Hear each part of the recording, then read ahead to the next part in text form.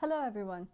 As we mark the 90th day of nationwide protest in Iran, let me take a moment to congratulate the brave women and girls across the nation and Iranians and freedom lovers around the world on the expulsion of the Iranian regime from the UN Commission on the Status of Women, an unprecedented act on the part of the international community and UN, and a step towards holding the regime accountable for its crimes against humanity and ending impunity.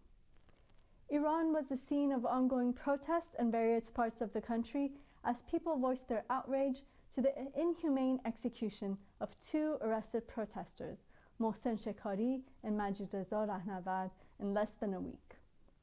Locals in several parts of the capital Tehran, Mashhad, the hometown of Majidreza Rahnavard, and in various cities were seen protesting on the streets in defiance of the mullahs' rule and voicing outrage over the new wave of executions under the pretext of Moharebeh, or waging war against God.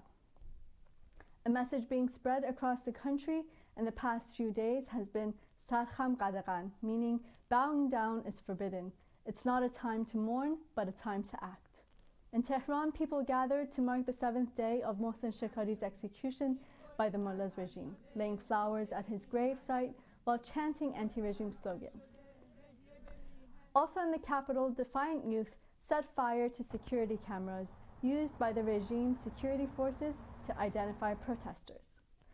In Ekbatan district, protesters chanted, "With each person killed, 1,000 will rise." In Narmak district, locals, including many women, chanted, "This is the year of Sayyid Ali's overthrow."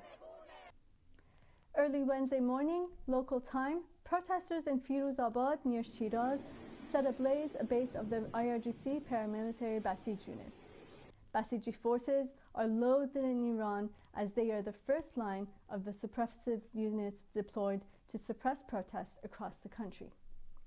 In similar measures, protesters torched a pro-regime propaganda poster in the city of Ramsar in northern Iran and attacked the local governor's office in Shandiz, northern Iran, using Molotov cocktails.